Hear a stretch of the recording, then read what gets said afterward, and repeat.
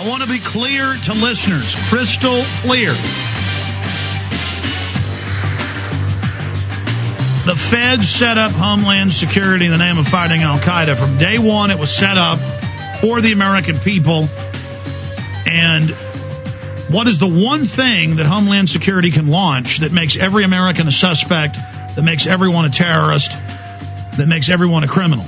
And they're already on the news saying someone who has the H1N1 and refuses to take the shot or refuses to be quarantined, why, they're a terrorist. They could kill people. It's a mild flu. I've seen the statistics that it kills people a lower percentage of the time than the regular seasonal flus.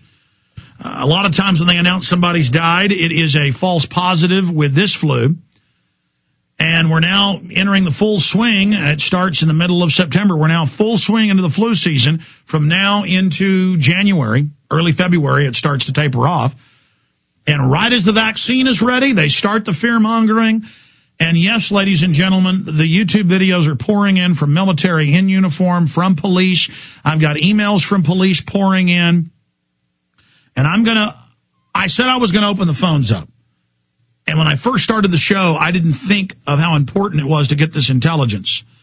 So I want to tell Brendan, Paula, Lisa, Kyle, Ronnie, if you are not calling about the flu, do me a favor and go ahead and hang up.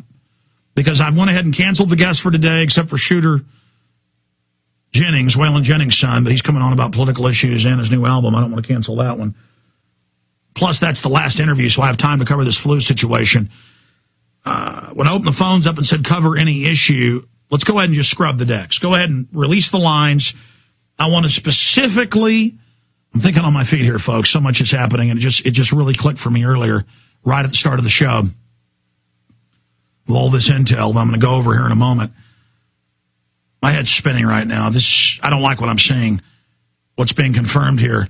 If you are in the military, or you are a police officer, or you are a medical worker, and you've been told you've got to take the inoculation, and you've been told they're going to be setting up checkpoints and having quarantine, or you have any information about the flu, almost everything that these police and military are saying in news articles and YouTube videos is already confirmed in mainstream announcements and fits exactly the protocols that the Pentagon and Northcom have been training with local police for, that we've been covering since January. The problem is that they're now going out to the lowest level of the military unit, the smallest part, the privates, and telling them get ready. They're now telling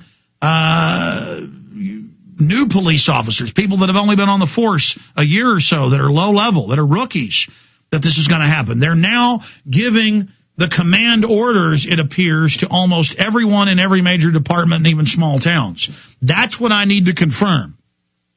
I know they've got mass graves ready. I know they've got mass quarantines ready. I know they've got forced inoculations ready. It's like Obama the last month keeps saying, don't worry, we're not going to make you take the shot, but you need to. But then they order police and nurses and doctors in major cities and statewide in New Jersey and New York to take it. Same thing in France, same thing in Spain, same thing in Greece. They're ordering compulsory injections for their enforcers. And you better believe if they're going to make the enforcers and the first responders take it, they're going to try to make you take it. So we know that's the plan, and we know under level 6, this is the key. Under level 6, we're under UN control, and they have said they can have quarantine and forced inoculation anytime they want under level 6. So this is the big issue, ladies and gentlemen. We're under level 6. Now, remember back in April I told you that, and people didn't believe the document I posted, even though it had phone numbers and names of doctors. And then 3 months later, they came out and said, yeah, we went to level 6 in late April and didn't tell the public. But I've got the interviews with the emergency managers about the mass graves and martial law. We've got the interviews and the secret Department of Cemeteries and funeral homes out of New York. In fact, guys, it was Aaron Dyke's article that he has the document in. It was titled Mass Graves Confirmed. Aaron Dyke's InfoWars. Print that off for me. I know the flu's serious. I know it's coming up. I know we've been exposing it, making the establishment back off to a certain extent, cut back from hundreds of millions of dosages down to 50 million. Then they said, okay, we're at 50 million. Then now they say, oh no, we do have 200 million now. So they're playing possum. You know, they're playing dead but their whole operation is still rolling forward. So I want to believe we've backed this off. But every indicator is they're at least using it as a federalization, internationalization drill to test local police and military to see if they'll go along with checkpoints and forced inoculations, which is a perfect cover for future martial law scenarios. And we've got 3 congressmen on record saying that they may use this for martial law and to get their health care bill passed, their amnesty bill passed.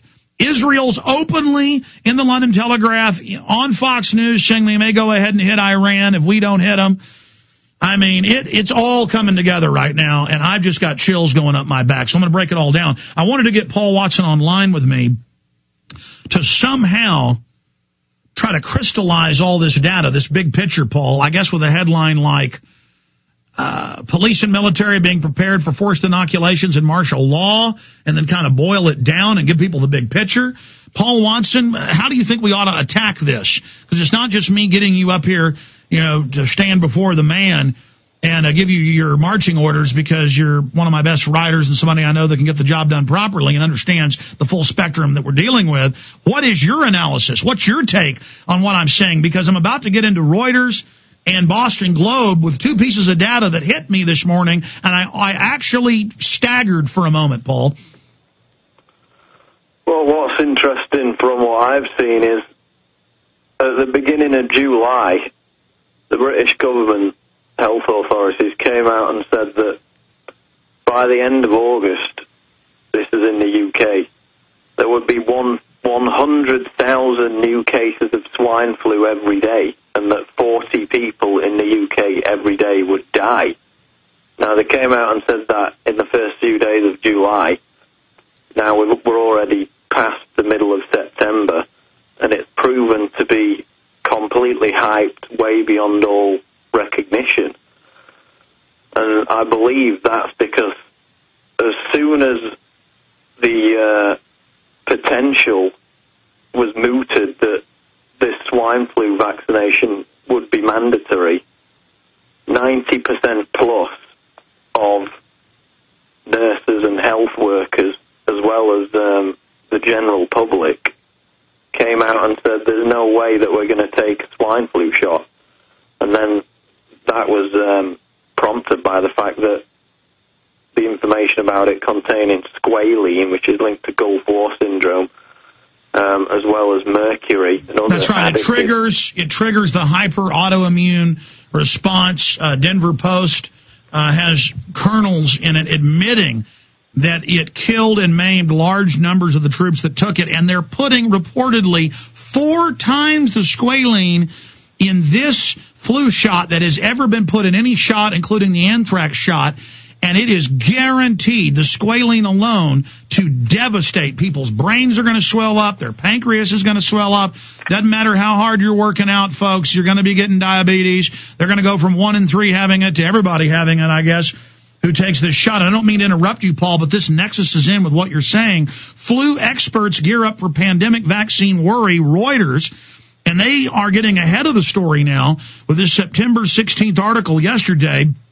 1 million heart attacks, 700,000 strokes, and 900,000 miscarriages.